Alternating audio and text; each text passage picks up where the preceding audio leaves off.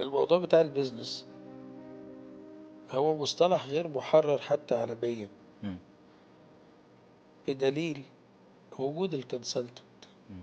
يعني أنا بحب أجيب الحاجات بالإثبات اللوجيك بتاعها، مم. ما بحبش أروح بعيد عن المنطق.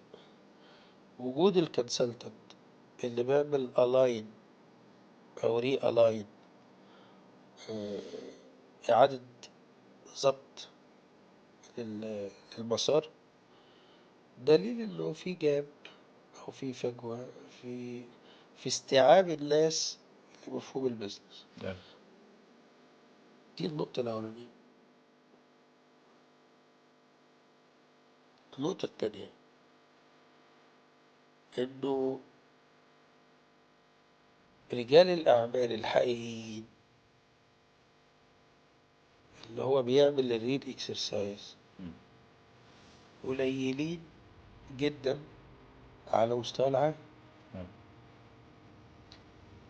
الدليل وجود مدارس إدارة الأعمال ومدارس البزنس حول العالم، والأعداد اللي بتخرجها سنويا، ورغم ذلك عدم نجاح الشركات مم.